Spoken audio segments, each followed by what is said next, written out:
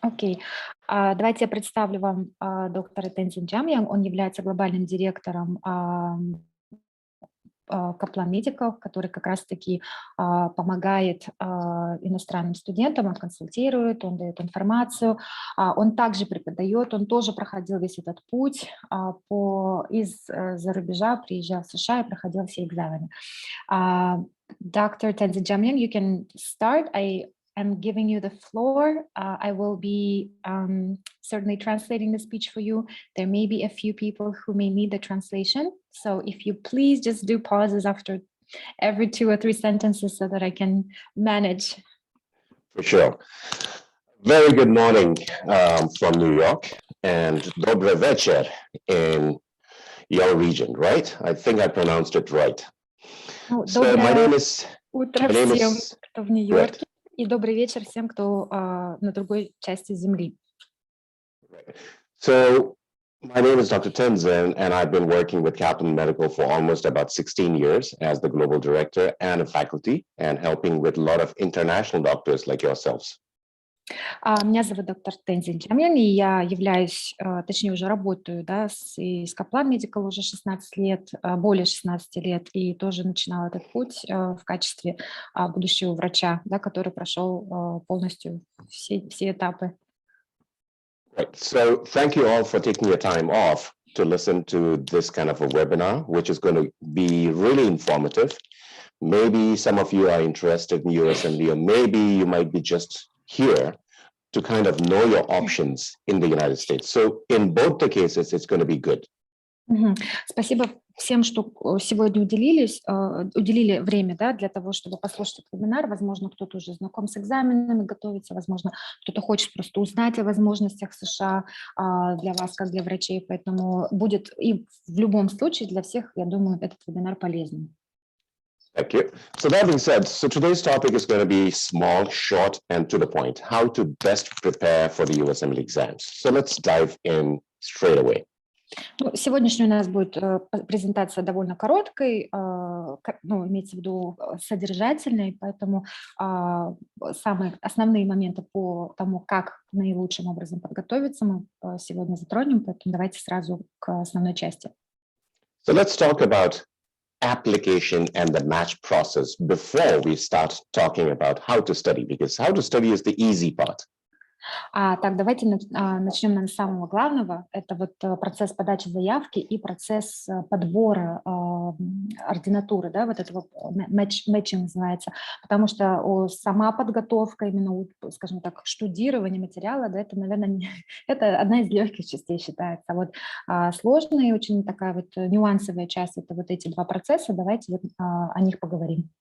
So let us say that you are she or he, whichever you are, right, male or female gender, and then you are interested to join the residency program in the United States. So what do you do first? Так, давайте, скажем так, возьмем вас, да, к примеру, там мужчина вы или женщина, неважно. И вот если вы решили все-таки поступить на ординатуру в США, да, то есть начать путь скажем так, врачебной практики врача в США, с чего вам нужно начать, что нужно сделать в первую очередь? So you have to say hello and register with ECFMG, which stands for Educational Commission for Foreign Medical Graduates. Первое, что вам нужно сделать, это, скажем так, заявить о себе. Да, то есть вам нужно зарегистрироваться на платформе ECFMG, это значит образовательная комиссия для иностранных выпускников медицинских вузов. Now, when you register with the ECFMG, you have to give a lot of documents. You have to prove that you're a medical student. And ECFMG doesn't trust you, doesn't believe you. So what they will do is they will send your information over to your medical school. То есть для того, чтобы пройти процесс с ECFMG, вам нужно предоставить, да, при заполнении вашей заявки у них на портале, предоставить кучу документов, загрузить их. Для чего? Для того, чтобы доказать, что вы можете участвовать в этом процессе, в процессе подачи на экзамен, да, и доказать, потому что ECFMG вас не знает, и он должен перепроверить вашу информацию, он вам скажем так, с первого раза не доверять, поэтому все, что вы предоставите, он потом в итоге отправит в ВУЗ, который вы заканчивали, для подтверждения. So once the medical school receives the intimidation from the ECFMG, they will verify that you are a real student and then get back to ECFMG. Как только ВУЗ получает информацию, да, то есть они проверяют все, действительно вы у них учились, да, там это, то есть действительно вы были таким студентом и так далее, и ВУЗ подтверждает, отправляет эту информацию в CFMG, и CFMG, соответственно, получив эту информацию, уверен теперь в том, что вы действительно учились и закончили тот или иной медицинский вуз. Once it is verified and authorized by ECFMG, then you will get an email by saying, congratulations, you can now start taking the USMLE exams. Как только вы проходите этот этап верификации, да, проверки, и вас одобряет CFMG, CFMG высылает вам сообщение, да, то есть email на почту с поздравлениями о том, что вы прошли проверку, вы теперь можете сдавать экзамены USMLE. So once you start taking the USMLE step 1, step 2 CK, OET, then you can start sending your applications through the software called the ERAS, which stands for Electronic Residency Application Services. Как только вы будете уже, скажем так, готовы сдать, да, экзамен, вот степ 1 конкретно, да, это вот CK, то есть Clinical Knowledge, и плюс еще английский тоже, когда вы сдадите, медицинский английский, OET называется, да, экзамен, когда вы сдадите тоже степ 1, вам нужно будет зарегистрироваться в системе ERAS, которая как раз регистрирует ваши заявки на ординатуру. То есть это электронная услуга по отправке электронной заявки на ординатуру. То есть вам нужно будет обязательно после окончания, после сдачи первого степа и медицинского английского зарегаться в этой системе.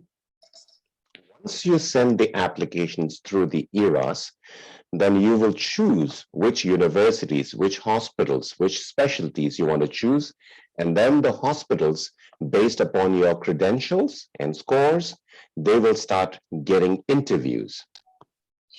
Как только вы зарегистрируетесь в этой системе, вы получите доступ, и вы увидите, вы можете выбрать, да, как бы те больницы или клиники, да, в которых вы хотите проходить ординатуру. Вы загрузите и покажете им ваши, допустим, регалии, вы увидите, какие у них есть программы, то есть это получается ваш портал ко всем этим возможностям. Once you finish your interviews, then you will have to go through the NRMP, that is National Resident Matching Program. This is again, just like ERAS, another software computer. You don't have to do anything, you just have to rank it.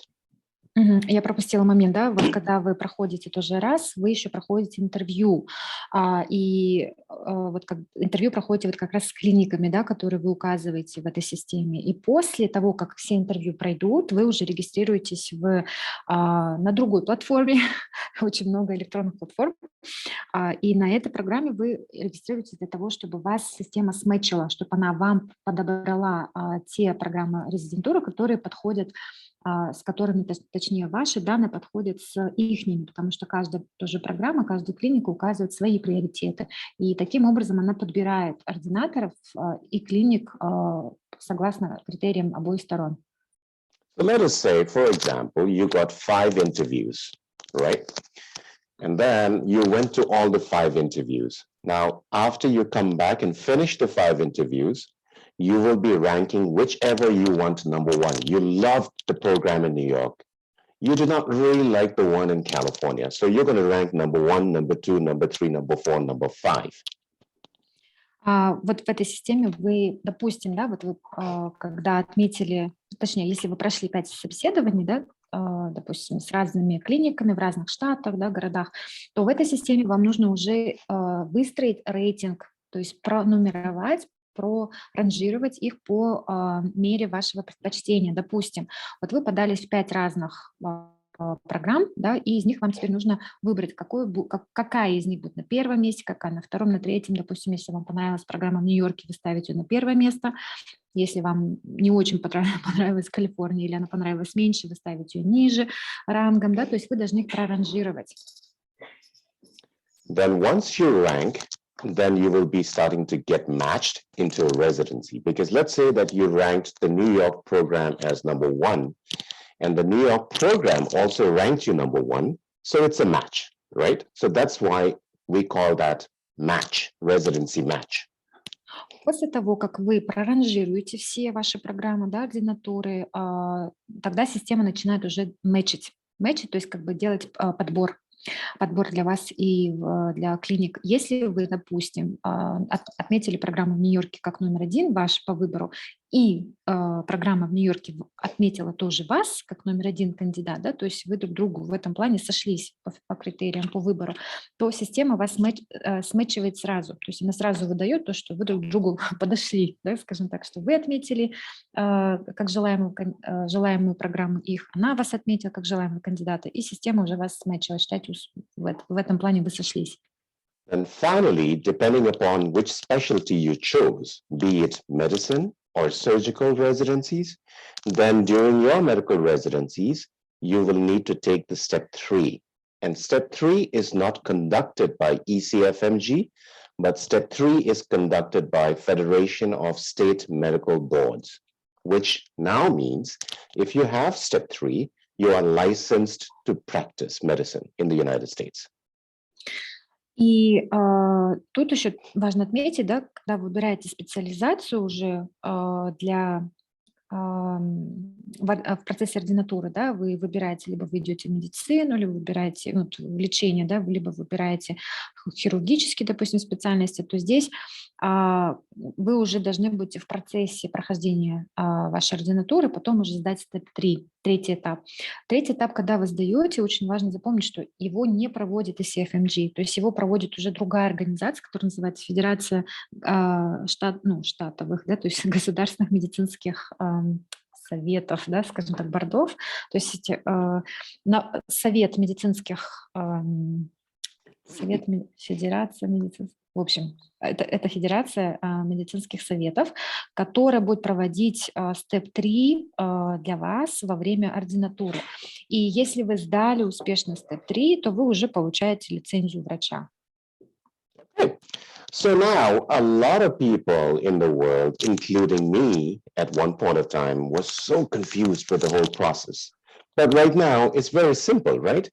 Say hello to ECFMG. They will verify your diplomas and degrees, take the USMLE exams, apply in ERAS, go for interviews, then rank them, begin your medical residency, take the step 3, and then practice your medicine or surgery.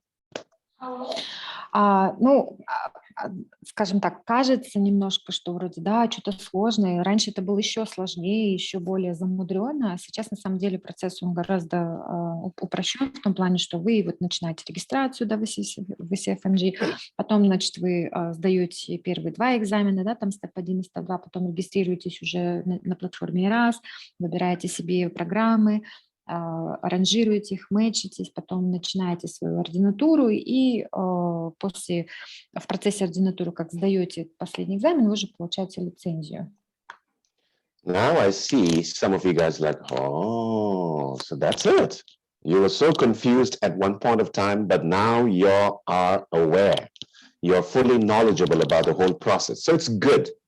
То есть если раньше, наверное, у вас у многих был какой-то пробел в этом знании, да, имеется в виду, вы не знали, как вообще становятся люди врачом, как они получают лицензию, как они могут стать врачами в США, теперь, я полагаю, у вас эти все знания уже есть, вы уже четко понимаете, четко представляете, что процесс вот он, да, как бы прямой, с определенными там ступенями, и уже ваше, то, что у вас есть уже эти знания, понимания, уже облегчает вам саму задачу, и дальше можно двигаться.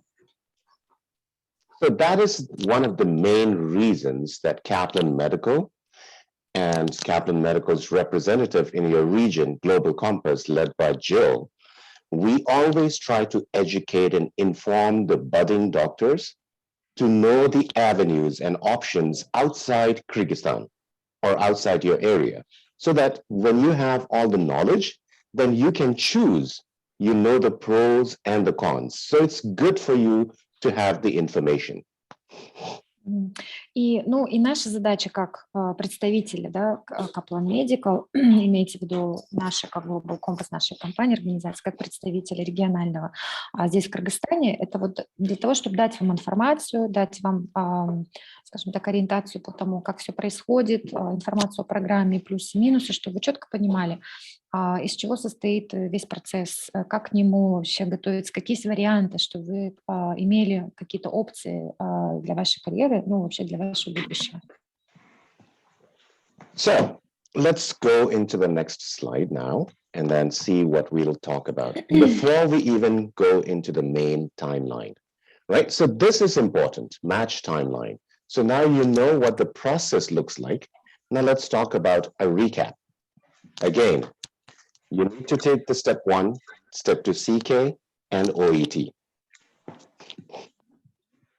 Так, давайте теперь, вот сейчас, прежде чем мы начнем говорить о, скажем так, расписании, да, там, о календаре, как происходит вот этот весь мяч, суммируем. Значит, вы сдаете сначала степ 1, после чего степ 2, ваши клинические знания, да, сдаете обязательно медицинский английский, то есть английский со знанием медицинской специфики, и дальше самое важное. Okay. After you've finished these 3 exams, you will get ECFMG certified. Как только вы все это заканчиваете, вот эти все, которые вот нарисованы, да, в кружочках, этапы, да, степ 1, степ 2 и медицинский английский, вы получаете одобрение, да, от ECFMG, двигаться дальше. То есть вы прошли этот этап, где ECFMG вас одобрила и сертифицировала на прохождение дальнейших этапов. So once you get certified by the ECFMG, then this is the timeline. June is the time that you will start getting the ERAS token. После получения сертификации, значит, вот то, что вы видите, вот дальнейшие шаги, что с вами будет происходить. Вот в июне, когда вы регистрируетесь на платформе РАС, вы получаете специальный токен, да, имеется в виду специальные данные для регистрации на платформе. So I just want to pause here and remind you that you can take the step 1, step 2 CK, OET any day of the year. It's no fixed, except for government holidays. Хочу напомнить то, что степ 1, степ 2 и OET, да, вот этот медицинский английский, вы можете взять любое время. Нету конкретных каких-то четких дат с жестким расписанием, нет. Вы можете сдать эти экзамены в любой день, кроме государственных праздников. But the application time is only 1. So this is what we are talking about. So from after you get the ERAS token, from June to middle of September, you will be putting down all the informations in the ERAS portal. Ну и, в общем, что важно запомнить, что даже если вы можете экзамены сдать в любое время, важно зарегистрироваться вовремя, потому что и там, загрузить необходимые документы, потому что здесь важно не упустить момент. Вот с июля до сентября, до середины сентября вам нужно загрузить все документы в этот портал, уже после всего. В этот раз портал, который будет вас потом мэчить.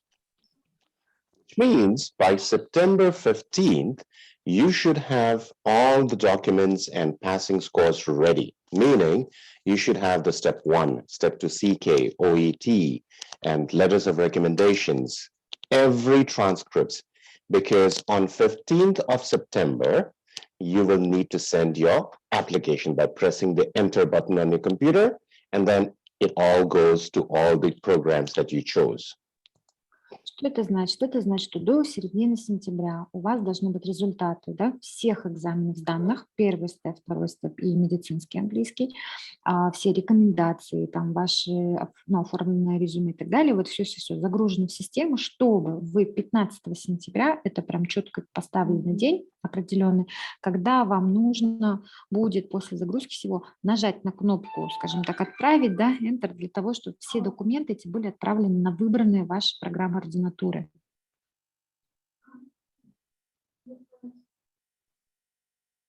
After you submit your applications, in September 15th, you will start receiving interview calls from October up until the end of January.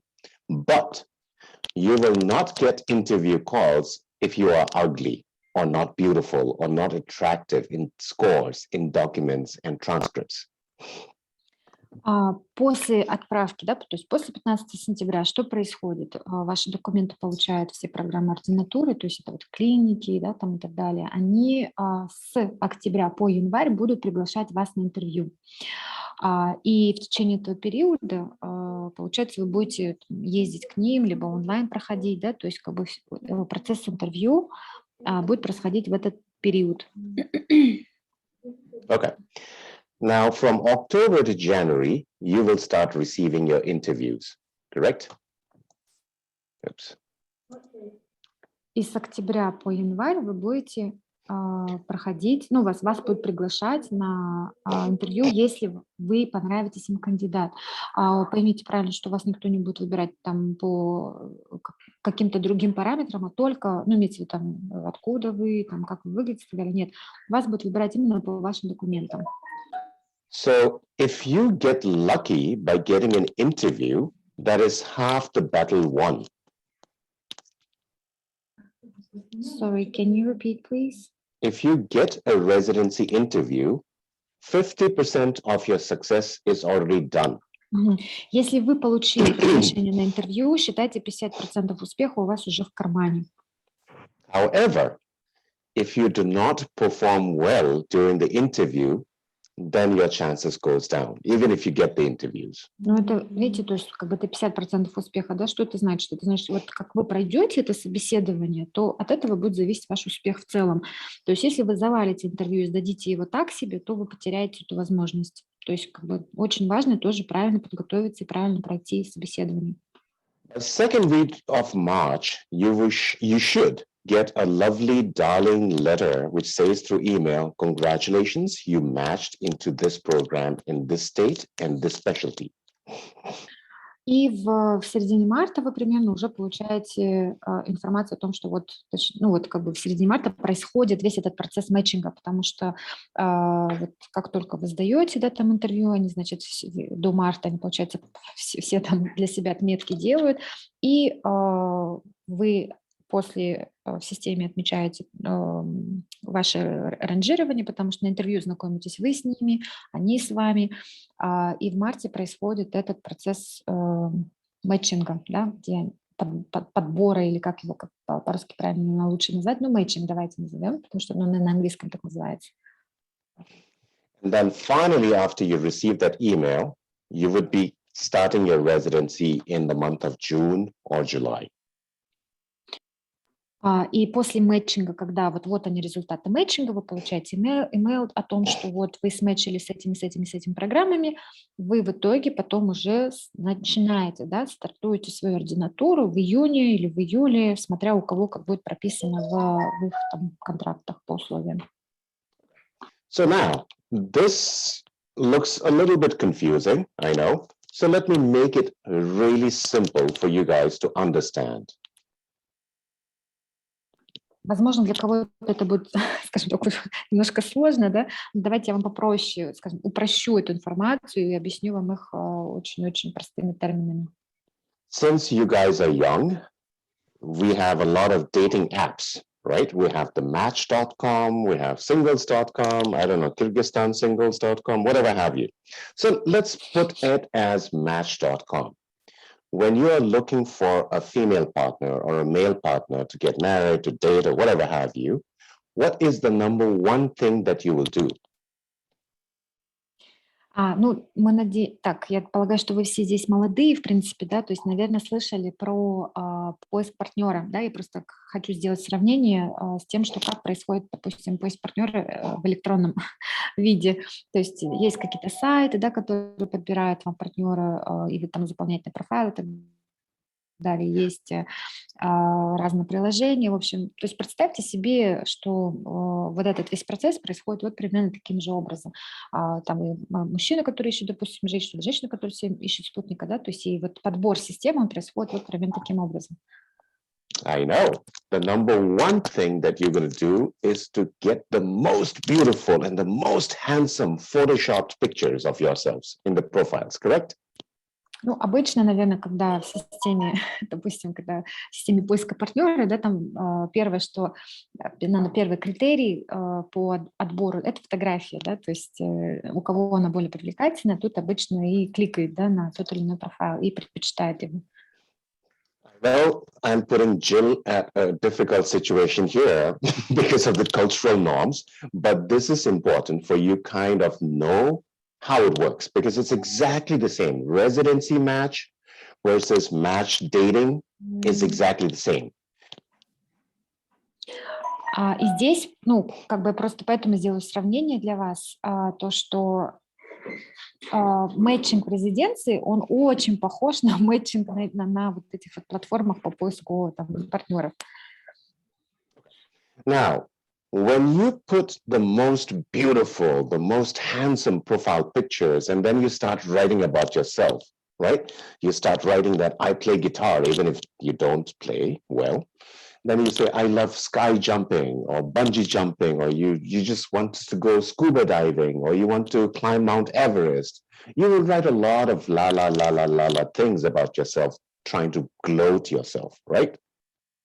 Вы как кандидат на таких платформах, да, допустим, если пишете спутника или спутницу, вы обычно загружаете свое самое лучшее фото, да, там пишете о себе там классные вещи, пишете, что вы там любите заниматься тем-то, тем-то, может быть, вы либо вообще не занимаетесь, либо хотите заниматься, либо занимаетесь, но, может быть, не в таких масштабах, каких вы прописали. В общем, вы себя пытаетесь, скажем так, представить очень интересным, очень классным, таким вот интересной личностью, да, на таких платформах.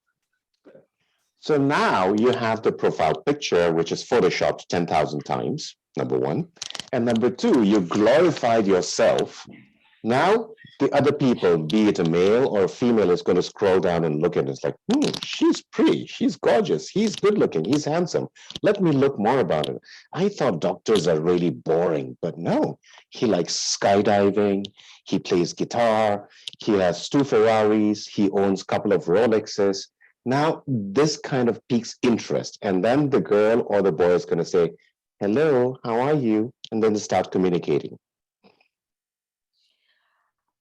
И да, вот как другие, скажем так, клюют на ваш профиль, да? То есть они, конечно, видят сначала вашу классную фотографию, которую, возможно, там фотошопили 100 раз, там еще что-то, ну, в общем, самое привлекательное ваше фото. Они просмотрели вашу краткую информацию и что-то зацепило. Допустим, если написали о себе такие интересные, какие-то классные вещи, люди вами заинтересовались, да, то есть и решили побольше прочитать о вас, то есть полностью ваш профиль открыть и видят, что вы, даже если, допустим, вы врач, да, то, вау, вы интересуетесь, там, не знаю, походом в горы, вы лазите на Эверест, вы там плаваете, не знаю, чем-то интересным, не знаю, да, что там у вас, я не знаю, в арсенале,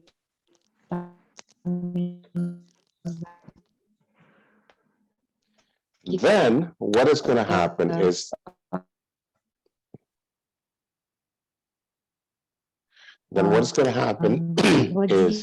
владение, да, там, то есть вы становитесь для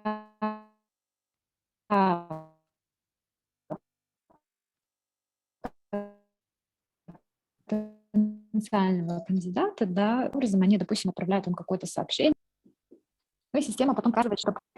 Меня слышно, да? Can you hear? You are buffering, you're breaking up. Sorry about that. Так, сейчас попробую. Okay, let me try to close. Now it's better. Yeah. So let us say that, after they saw your profile pictures, they chatted with you, and then you meet and have a dating. So after the dating, you talk about what you like, what you dislike, what your hobbies are, etc., and then maybe you get married happily ever one fine day, or you will never meet again. So that is exactly what is happening here in the match that you see in the slide. When I said ERAS token, that is just a formality. When I say upload the documents, that means your pictures, beautiful pictures, handsome pictures means the scores. the personal statements, and all the accolades and awards and publications, research that you have.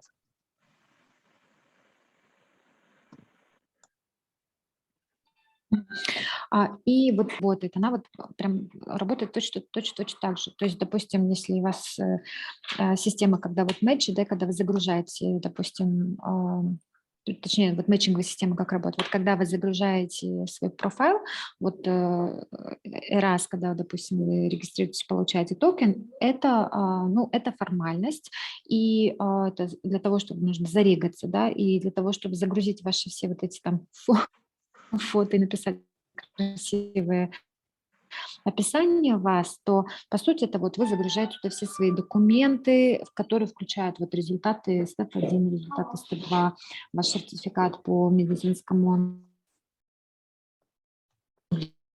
английскому, ОИТ, да, вы загружаете туда ваше сопроводительное письмо, то есть если вы загружаете, в общем, все какие-то, все ваши регалии, то есть вы должны загрузить то, что показывает вас во всей красе, скажем так, и это вот ваш профайл. Okay, now let's move to a new topic.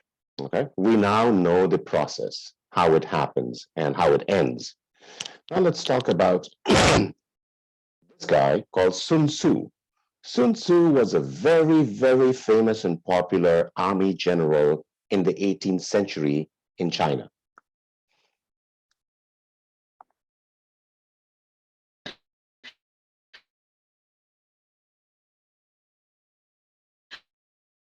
Ну, так как мы уже знаем весь процесс, подготовиться к этому, вот есть военно-полководец, да, вот Сун Цзу, вот у него есть очень знаменитое высказывание. So he says, and I quote, if you know the enemy and know yourself, you need not fear the results of hundreds of battles. Now, it's already here, so you don't have to translate that, right? But what it means for me and for you as USMLE prospect students is enemy is going to be your USMLE exams. And knowing yourself is the content knowledge and the rich of knowledge that you have about the medicine, basic sciences. If you know the enemy and then know yourself with rich content, then you don't have to be afraid of USMLE exams at all. That's what it is. Ну и что сказал китайский полководец? Он сказал, что если вы знаете своего врага и себя хорошо, то вам не надо вообще бояться результатов хоть сотен ваших битв. Да? Что это значит? Ваш враг – это экзамены. Да? То есть если вы хорошо знаете экзамены, как их сдавать, из чего они состоят, и вы к ним хорошо подготовлены, и плюс вы в этой головоломке, да, это ваши знания, это то, что вы Breaking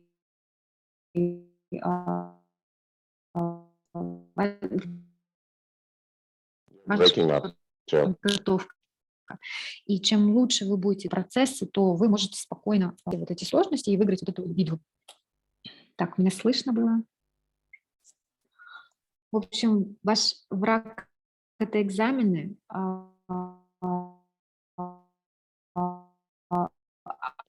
вы – это все, что вам нужно будет, чтобы предстать в самом лучшем свете, и таким образом вы сможете победить вот эту вот сложность, которая называется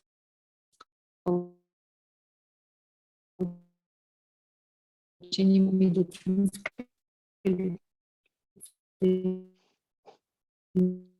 Jill, your connection is breaking up.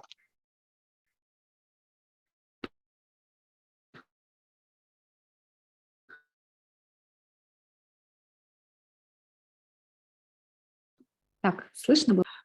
I'm sorry about that. I closed everything that. Okay, yes, I've been told that I am having connection issues. Can you hear me now? Slightly.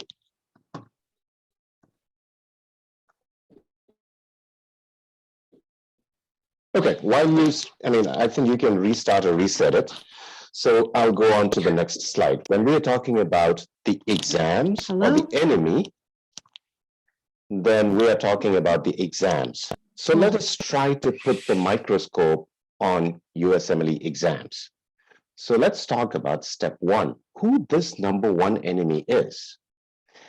Number one exam, step one, is the basic sciences that you studied in the first, second, and maybe third year of your medical school.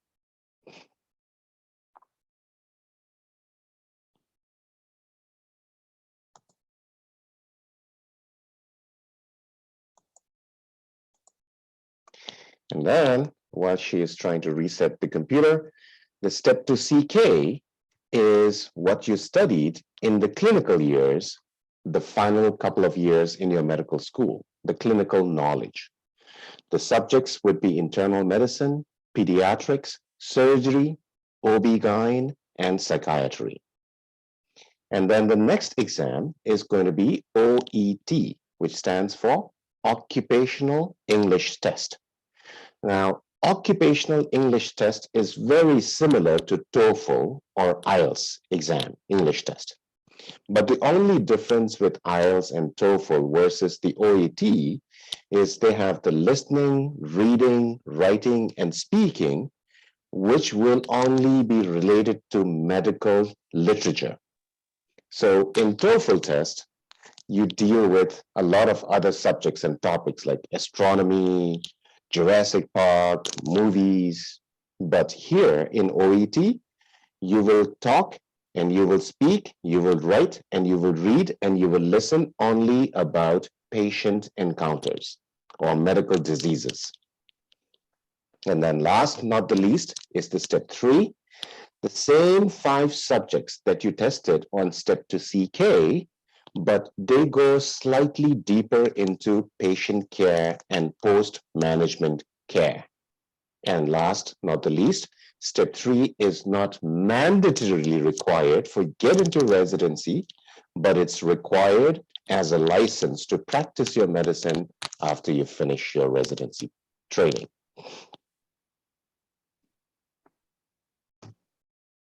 Okay, now let us do some exercise. I know that you guys had a long day. Now let me see how is your knowledge. So let's put a little bit of microscope and then see how you do with this question. You can read it. I'll give you some seconds.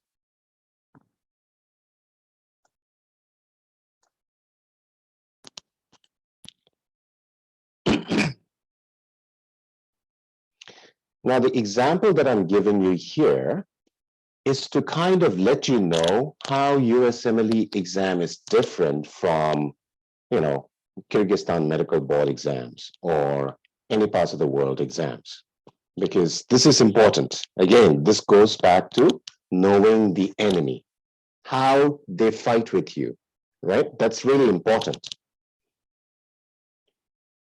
Okay, now that you read it, another challenge with why USMLE exam is difficult is because of the time duration. The total time for step 1 is 7 blocks and 8 hours, which means when you divide it per question, each question you would be having only about 1 minute and 16 or 17 seconds, which means that if you spend a lot of time on this question, then you will waste time on the subsequent questions and you will not be able to pass. Okay, now let's go back to the question here.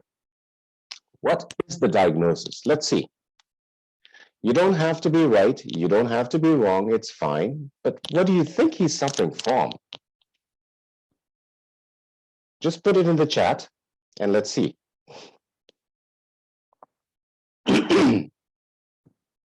Everybody is shy in Kyrgyzstan, it seems. Feel free, just type the answer.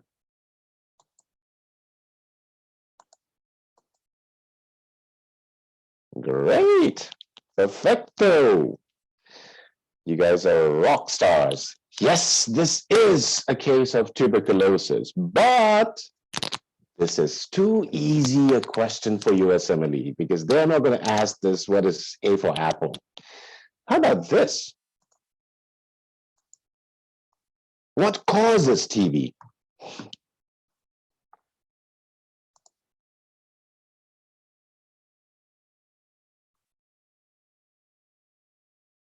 Great, Adilet Isakov, perfect. Myco-TB, but again, this is so easy a question. This is not a USMLE question. How about this one now? What is the characteristic of the causative organism? I know some of you guys are thinking, can you show me the options? And there's a reason why I am not purposely showing you the options, because that is the wrong style of study for USMLE. You should always use a postcard or a small sheet of paper and block the options, and then think about the options. And then remove it, and then see if what you thought was in that answer choice or not. Okay, how about this now? I know that you must have thought about some things. So what is the answer? A, B, C, or D?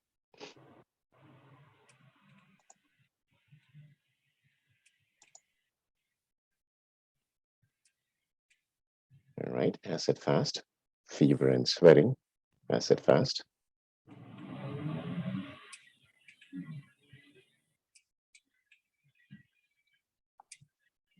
Bacteria. Okay. What is the characteristic? The answer is D, heat-sensitive catalase. Okay. Now you see, the reason is not about, you guys are good, bad, or ugly. It's okay. This is not the challenge. The main reason is for you guys to kind of see and understand how the USMLE exam questions are different from the local medical board exams. Because local board exams, they're going to ask you, what's the diagnosis? What causes TB?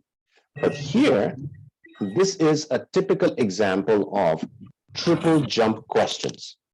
First up, you need to know the diagnosis. Secondly, you need to know what causes that diagnosis. And then thirdly, then they're going to ask you a little bit deeper, what is the characteristic? So that's why step one questions are a little bit tricky. Okay, good. Now let's jump on to step 2 CK exam questions. I will leave the same patient for the sake of time, and then I will change the question here. What is the most sensitive test for this patient? You know that the patient is already suffering from TB, right? What is the most sensitive test for this patient?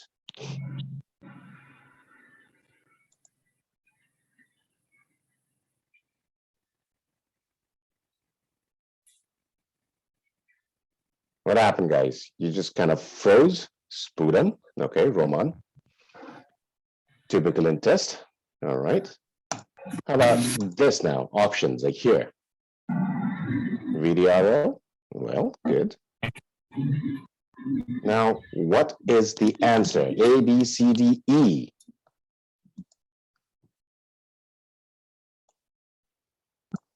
Chest X-ray. Chest X-ray. I love you, whoever said chest X-ray, but I would love to say that, I would hate to say that your answer is wrong. I'll tell you why. I highlighted and boldened the word most sensitive. I am a nice person, but in the exam, they're not going to make that very, very bold.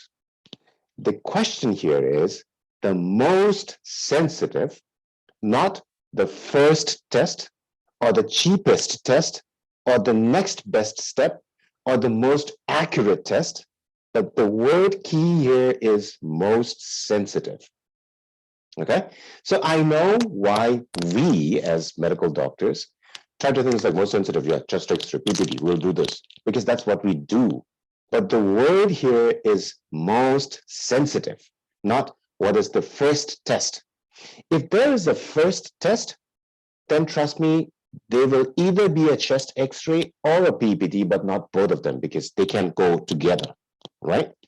So one word change in the question stem changes the answer. Now, the answer here in this case is sputum culture, right? Because this is the most sensitive test.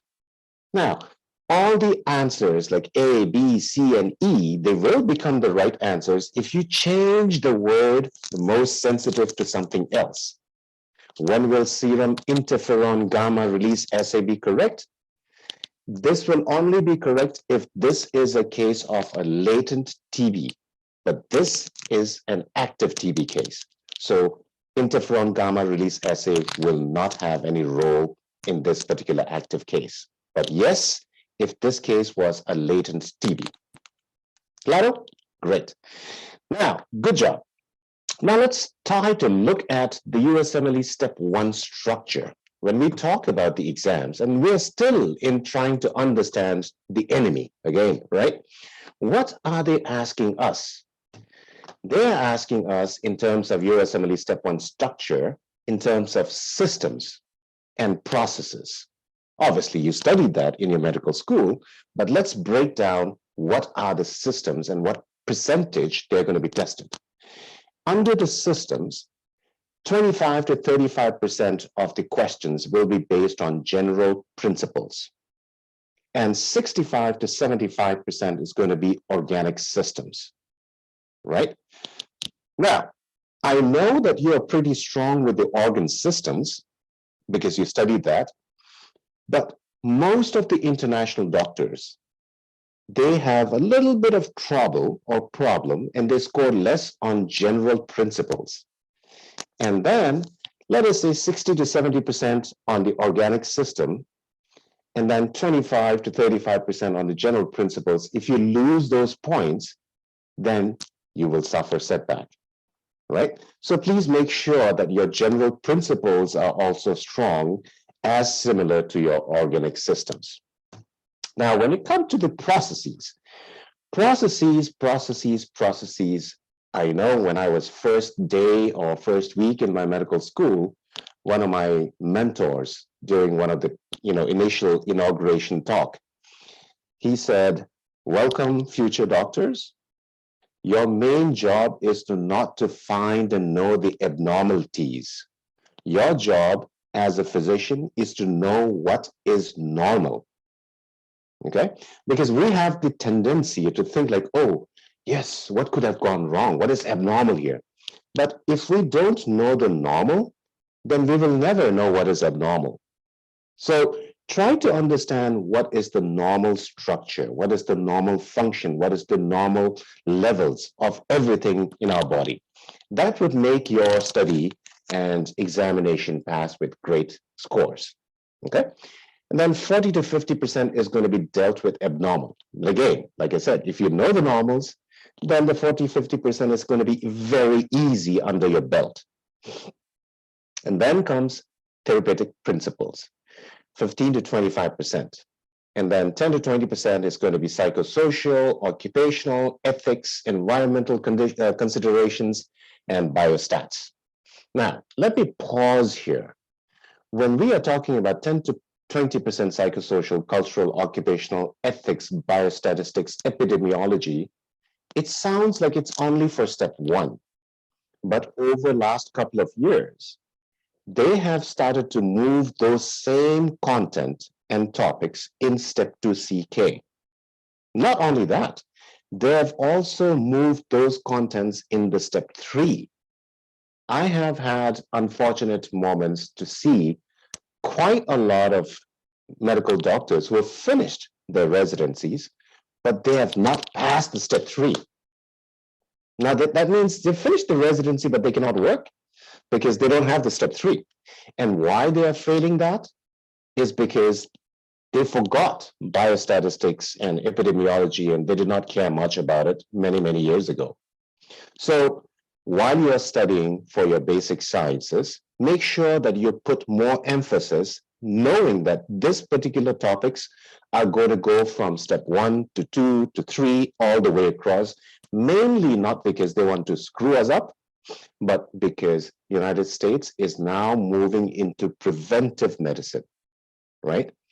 Because a lot of countries now are slowly moving into that direction, but the United States have already started launching into creating a preventive medicine rather than treating a disease. Because treating a disease is too late, because that costs a lot of money and resources. So they're now moving into, let's try to prevent those. So that's why they're moving into more emphasis on those topics. All right, now let's come down to the main topic, which is, to be honest, nothing big, but you know it. But I'm here just to add another knock on your head, just to remind and recapitulate. Number one thing that I would like to advise any one of you guys is to take the diagnostic test. Okay? It's a 3 blocks, 40 questions each block, and 3 hours duration. You don't need to prepare for this diagnostic test.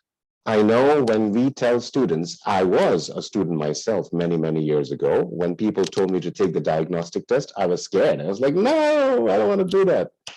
But please do this. This is not about whether you are great for the exam or not, but this is going to tell you where is your baseline, right? What is your baseline? And then what are your strengths and weaknesses? So moving forward, if you do not have a diagnostic test result, then you will never know after weeks and months of studies whether you're increasing or improving or just kind of plateauing. So you need to have a baseline score so that you know that you're progressing in a right fashion. Okay.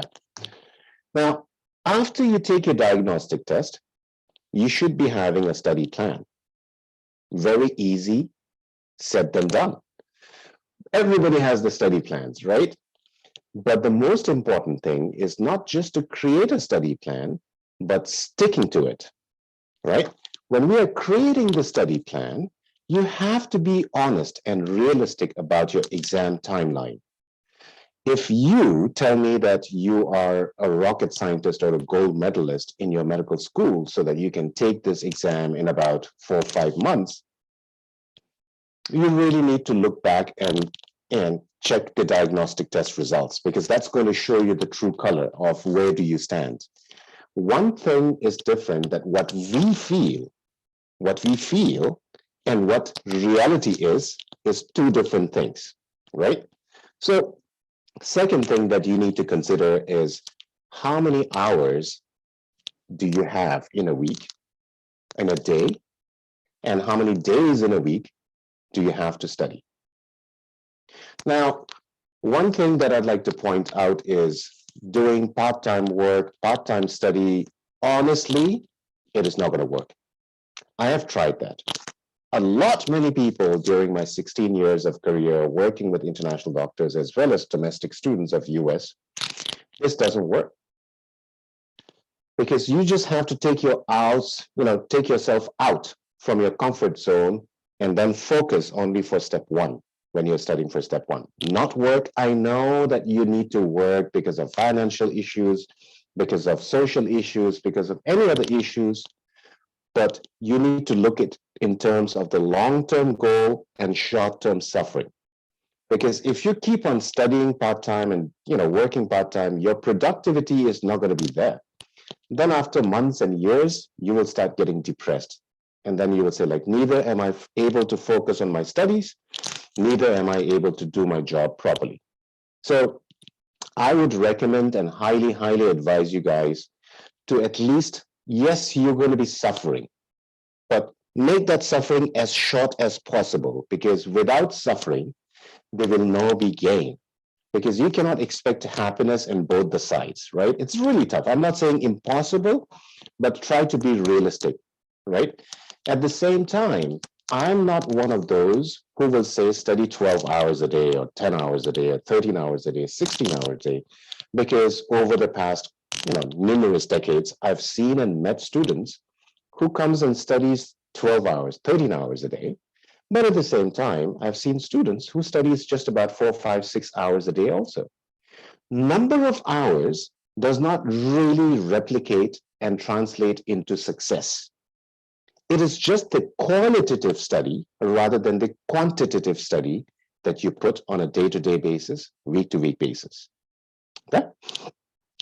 Third is going to be evaluating your strengths and weaknesses. You have to be really honest. Like I said, we normally have the habit of saying, I'm pretty strong in cardiology, or I'm pretty strong in nephrology. That's what you believe. But you have to be really tested, and data and the scores will speak out themselves rather than what you feel. So try to evaluate your strengths and weaknesses by trying to do the questions and the quizzes each and every time that you start reading the books and watching the videos as well. And like I said earlier, making a plan is the easy part, but sticking to it is the most disciplined thing that you need to do. Any successful stories and students that I've come across, it's not about making just a study plan, but those students who stuck to it and then did it on a day-to-day, every day, repeatedly, they were success students. All right, now let's talk about high efficiency study methods. Like we talked about, creating a study plan, that's rule number 1. And then be realistic about your timeline, which we already talked about it. I know that you want to take the exam as soon as possible and then finish and get into residency, but USMLE and residency is not about who reached the gate fastest. It's all about who reached the gate with the most beautiful scores and most beautiful CV or resume or biodata. Okay? Evaluate your strengths and weaknesses, like we mentioned earlier. Study duration, hours daily, where we talked about it, right? And then what is your learning style, right?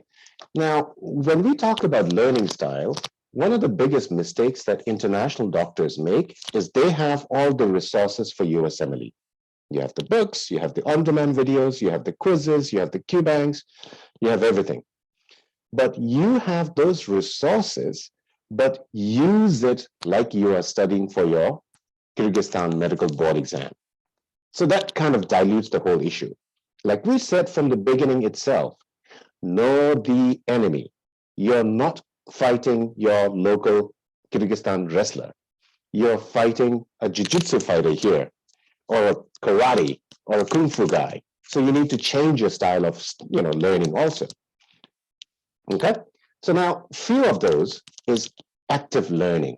You need to engage yourself. You can just start using flowcharts. Flowcharts is my favorite. For me personally, I study something, I watch something, I read something, and then I just close everything, and then I start writing flowcharts. Like, okay, this, next, this, next, this, next, this, next, this.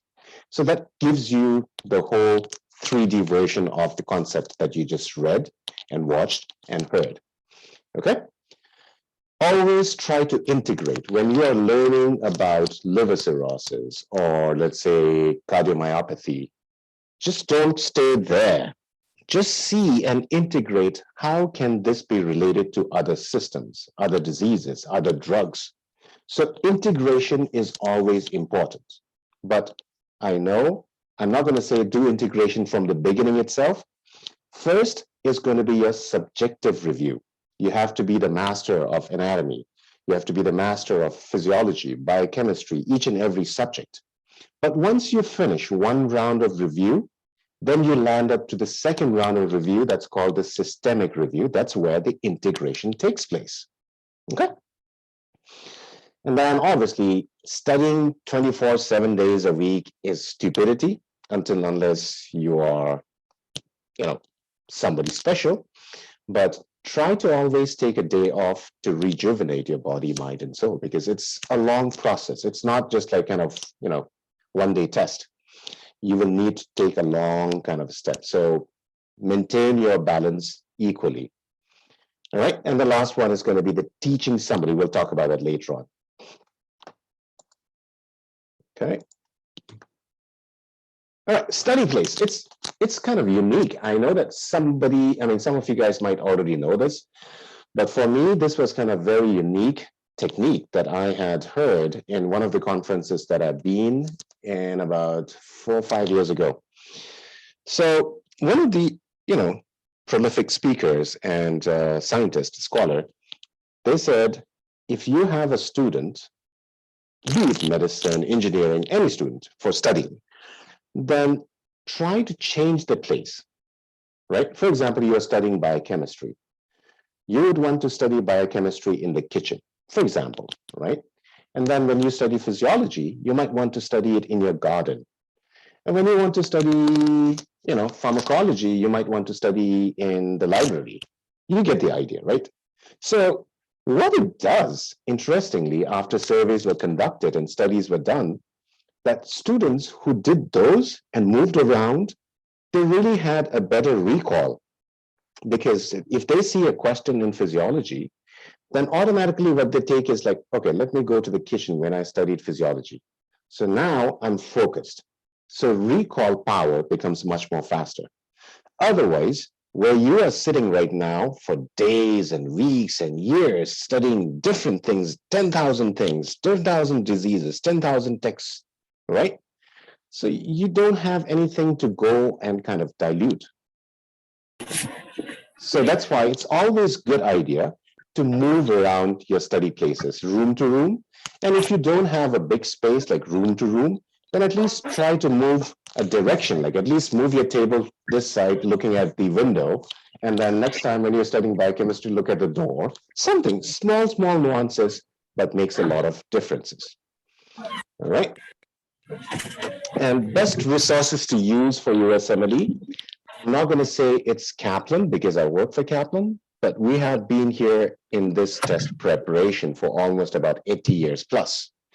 So all the resources that we have given you through the books, through the on-demand videos that you can watch, and then the online resources, the quizzes, the Q-Bank, simulation exams, the diagnostic tests, live online lectures like right now, they are totally up to par with the USMLE preparations. Now, can somebody mute?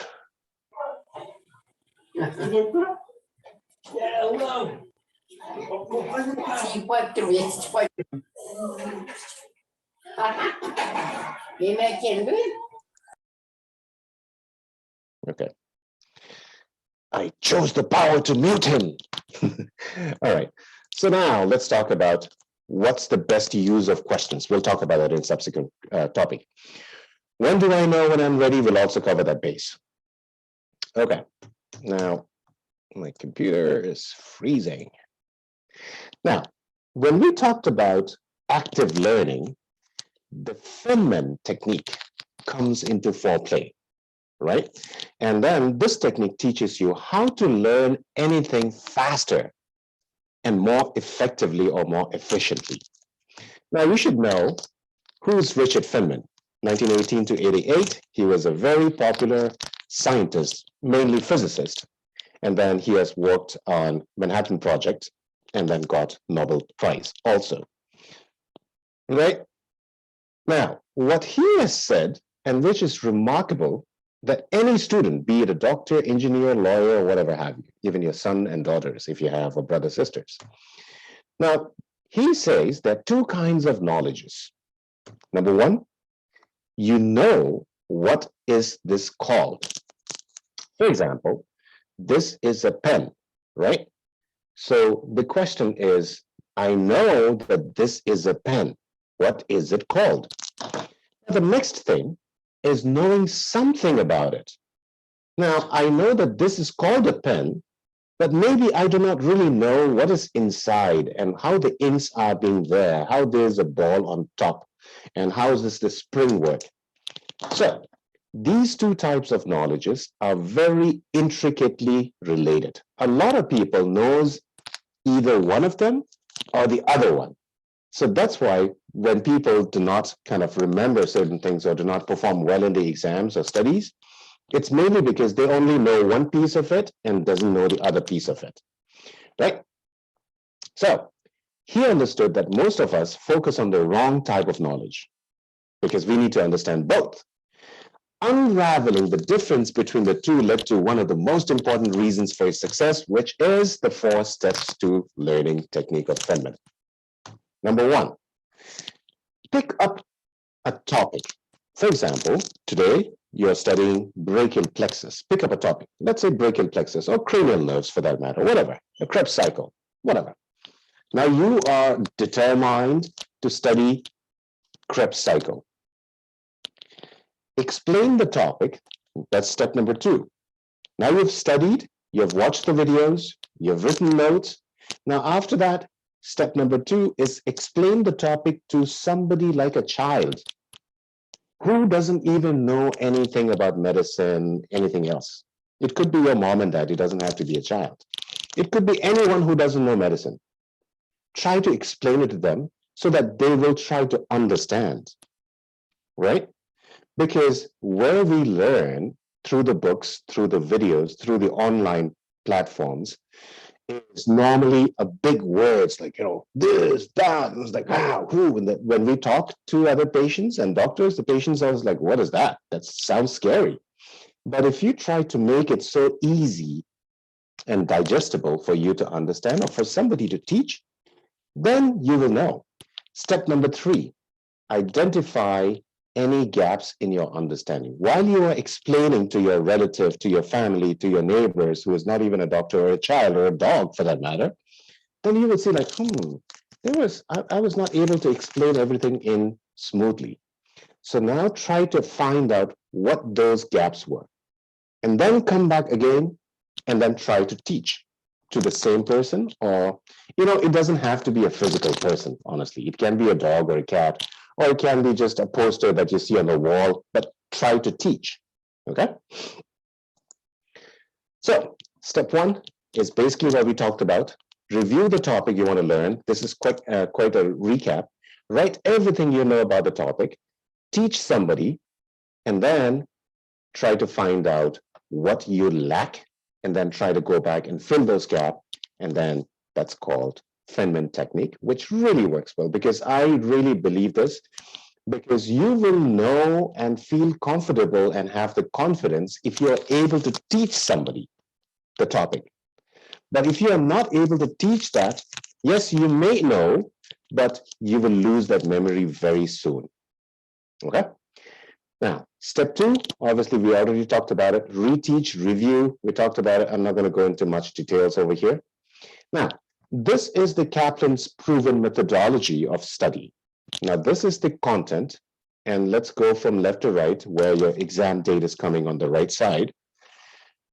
The best methodology to study for USMLE exam is to spend a major part of your day on the building on the content knowledge. Some of the countries that I've visited over the past years, they start doing a lot of questions from the beginning itself, because by doing a lot of questions, they learn the content. But for USMLE, this method does not work, because the questions are hardly repeated. I'll tell you one thing. If question number 20 in your exam, more than 75 or 80% of the students were not able to answer that, that question will be kicked out and thrown. The same thing, question number 10. If more than 75 or 80% of the people were able to answer that question, so that will be thrown away because it was too easy for that level. So now, with both these extremes of questions thrown away, they will be replaced with constant new questions. So it is not like your medical school that the questions will be recycled time and again over years. So USMLE, this style of question and content, it is not going to work. But rather than that, you build up your content knowledge and then slowly but surely start doing the questions. Okay, now another way of seeing this, I'm not saying don't do questions. Now you see, the first step is, let us say you wanted to study anatomy first, let's say, and then you studied brachial plexus chapter, right? After reading the brachial plexus topic, what you're going to do is close the book and then start watching the video section on your on-demand on brachial plexus. Okay. Now, while you're watching the video on brachial plexus, there will be pop-up, just like a YouTube ads, there will be pop-up quiz by saying like, okay, Dr. Yaranov, so you have studied for this minute. So what is the answer to this? Just to make sure that you are still with us. Otherwise, there are a lot of people like us. We start watching movies and then it's like, and then later on we see like, oh, I finished watching this video. Okay, good. But in fact, you have not. So Kaplan has known, that's why we have the speed bumpers. So if you are not paying attention, you're snoring, you're sneezing, you're sleeping, then they will still wait at you. It's like, hey, are you awake now? So let's go and continue where we left at. So brachial plexus number 1 through the books, brachial plexus number 2 through the on-demand videos, brachial plexus number 3 through the chapter quizzes, and then you have the subject assessments where you will be tested on brachial plexus, right? And then you will have the live lectures or live online lectures, depending upon what you choose. That's the 5th time. And then number 6, you'll do a lot of questions on brachial plexus. So that being said, if any one of you guys do not understand brachial plexus after 5 different ways, 5 different types of study, then I don't know, there's something wrong, right? So 1 through the book, on-demand videos, chapter quizzes, subject assessments, live lectures or live online, and then finally the question banks. So if you are studying the concept 5 or 6 different ways in 5 or 6 different times, then I don't see any reason why you should not be the master of that content knowledge.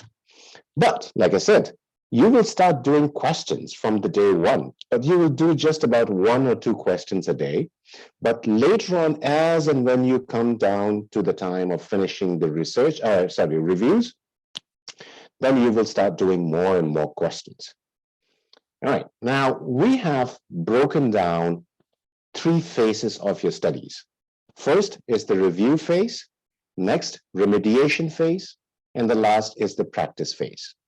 Review phase, as you see, it is the longest time taken. Why? Because I do not know. When did you graduate? Which year of medical school you are in, right? So depending upon case to case of who you are, where you stand in your academics, the Kaplan books, the on-demand videos, chapter quizzes, subject assessments, 1 solid round of review, it's going to take an average of 6 to 7 months, but I'm talking about full-time study. I'm not talking about part-time study. Once you have finished the review phase, I'm expecting you to be at least 60 to 70% knowledgeable or strong in terms of content. During the remediation phase, what you will be doing is you will be reviewing, but a lecturer or a professor is going to review it for you with a Kaplan faculty. It's going to be interactive, and then you should be sitting there with a beautiful gown and a tuxedo by saying like, yes, da, привет, da, And then there could be some times which like, oh my God, so I was never able to understand that, but now it's clear. Or during the lectures, the professors will say, all right, page number 26, hepatitis C, there are about 10 pages in the book, but nowadays they're not asking and testing this as much as they did in the past. So what you need to do and pay more important is this, and this. Otherwise, you can just give it a read and then don't pay much attention. So now you will get the latest trend and tips and tricks for your main exam. Once you finish the remediation phase, remember when you finish the review phase, you are around 60 to 70% strong. After remediation phase, then you should be adding up another 10 to 20 points. So that makes you around 70 to 80%, right? And then after that, the last phase is going to be eating, talking, doing, dreaming, sleepwalking, and then dreaming questions, and then doing NBME exams. So that's how you build up your tempo to become a successful candidate for USMLE exam, step by step, right? Okay. Now, knowledge leak is always going to happen. As a doctor, you know that from first day of a medical school, we learn, but we lose. But that's the irony of it, but that's a fact of it.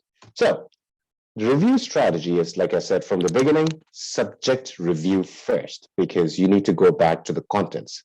After you finish the 7 books review, 7 subjects review for step 1, then you might want to go to systemic review. Systemic review is going to be done by the live lectures or live online, or you can use the UWorld, or you can use the first aid. Yes, these resources are good resources. Don't get me wrong. I'm not anti any of those resources, because what is truth is what is truth.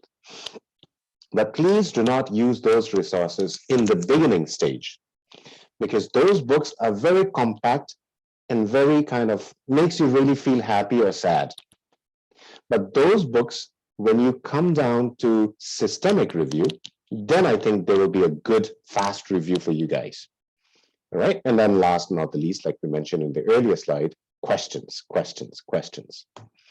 right. Now, tips while approaching a question.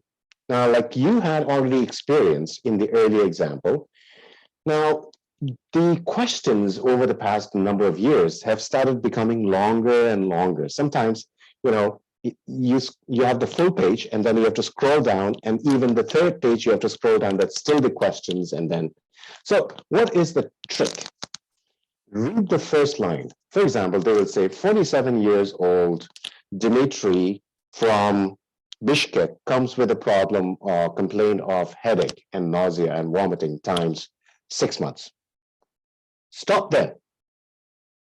What is the name? Where is he from? Or where is she from? What age is he in? What was his complaint? And how long was the duration?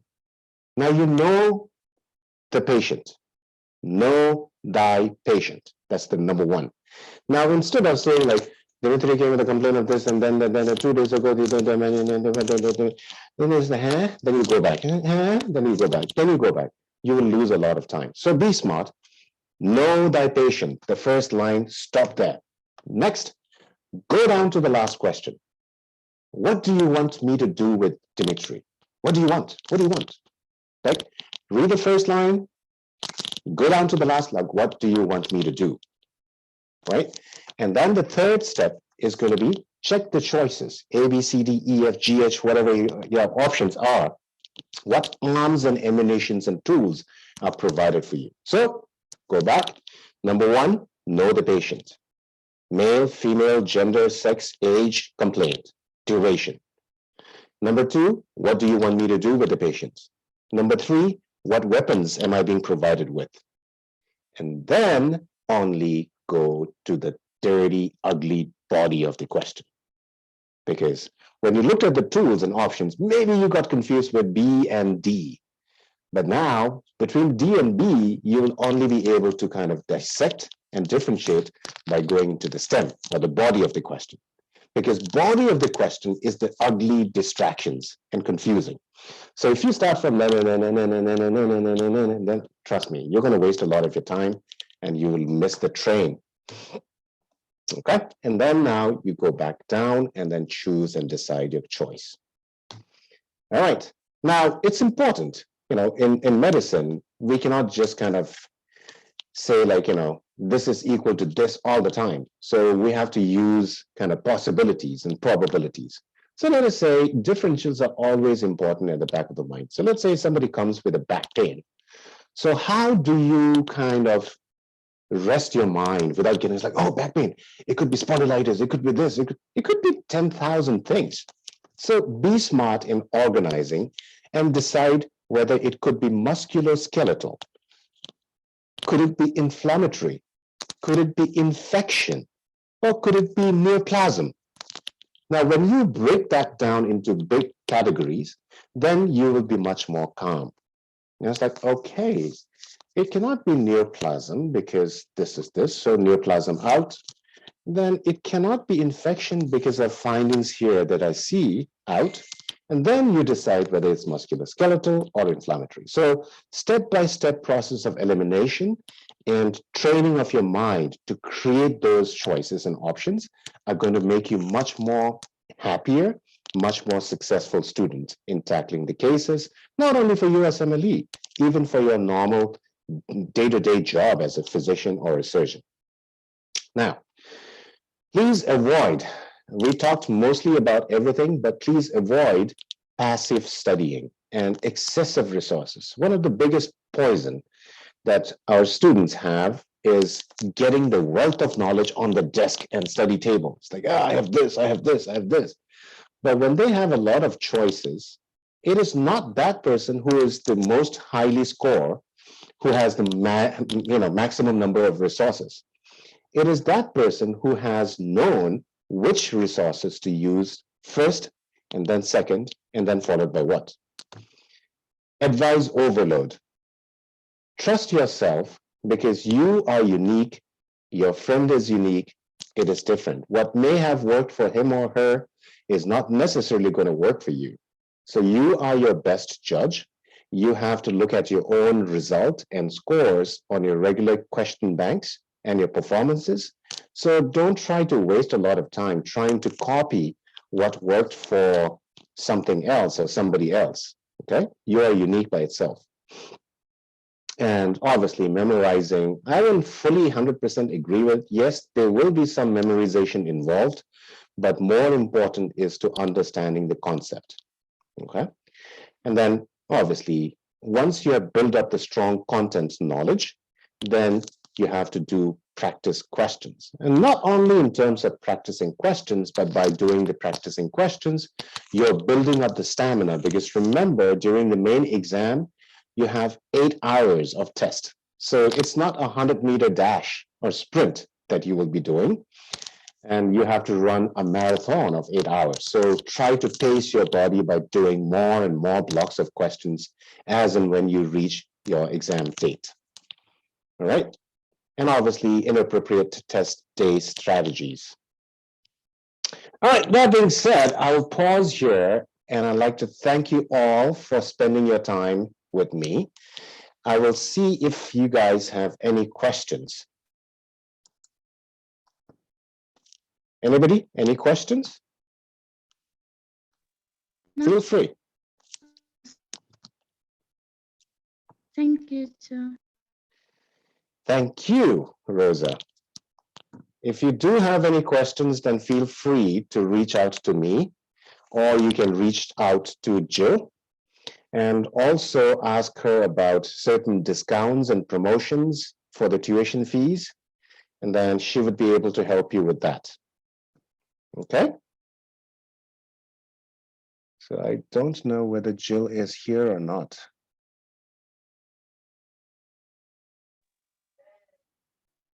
Jill, are you here?